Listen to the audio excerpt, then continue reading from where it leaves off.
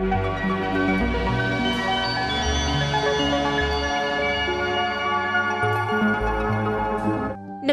मित्रों, स्वागत है आप सभी का। एक बार महात्मा बुद्ध किसी गांव में उपदेश देने के लिए ठहरे हुए थे और लोग जगह जगह से उनके उपदेशों को सुनने आए थे। उन्हीं में से एक व्यक्ति ने पूछा कि जीवन का मूल्य क्या है।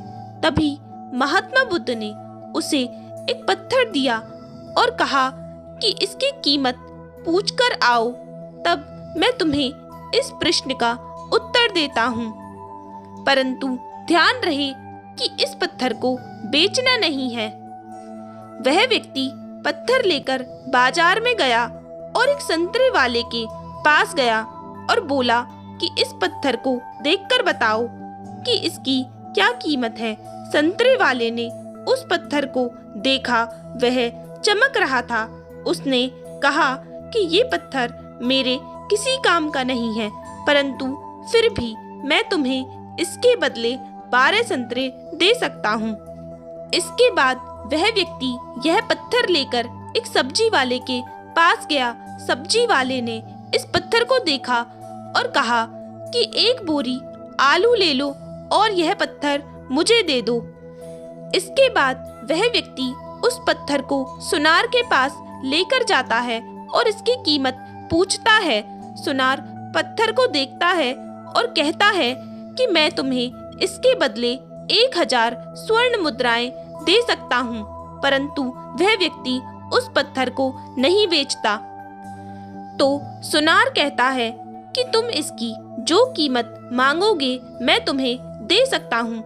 उस व्यक्ति ने कहा कि वह इस पत्थर को नहीं बेचेगा, मुझे सिर्फ इसकी कीमत मालूम करनी थी। सुनार के बाद वह व्यक्ति जौहरी के पास जाता है और पत्थर को दिखाता है। जौहरी ने उस पत्थर को देखा तो वह बोला कि यह तो अनमोल रत्न है। वह व्यक्ति हैरान हो गया। इसके बाद वह व्यक्ति महात्मा बुद्ध के पास वापस लौट जाता है और उन्हें सारी बातें बता देता है और पूछता है कि अब बताएं कि जीवन का क्या मूल्य है।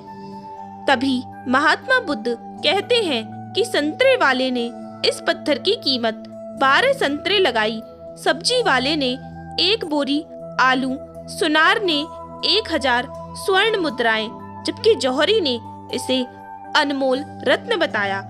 यही बात हमारे जीवन पर भी लागू होती है। हर व्यक्ति एक हीरा है, लेकिन दूसरे लोग हमारी कीमत उनके सामर्थ्य और उनकी जानकारी के अनुसार लगाते हैं। हमें अपने जीवन में हमारी योग्यता की तुलना किसी से नहीं करनी चाहिए। योग्यता की कीमत हमें स्वयं पता लगानी चाहिए, क्योंकि कोई दूसरा व्यक्ति उसकी कीमत नहीं लगा सकता। अगर कोई व्यक्ति हमारी योग्यता की कीमत लगाएगा तो उसके सामर्थ्य के अनुसार लगाएगा। इसलिए जीवन में कभी भी खुद को दूसरों से कम नहीं समझना चाहिए। मित्रों, इसी प्रकार हमारे साथ भी होता है कि हम अपने जीवन में अपनी योग्यता का आकलन दूसरों के कहने पर उनके हिसाब से करते हैं, परंतु हमें कभी भी स्वयं को दूसरों से कम नहीं समझना चाहिए और अपनी योग्यता की कीमत स्वयं ही मूल्यांकन करनी चाहिए।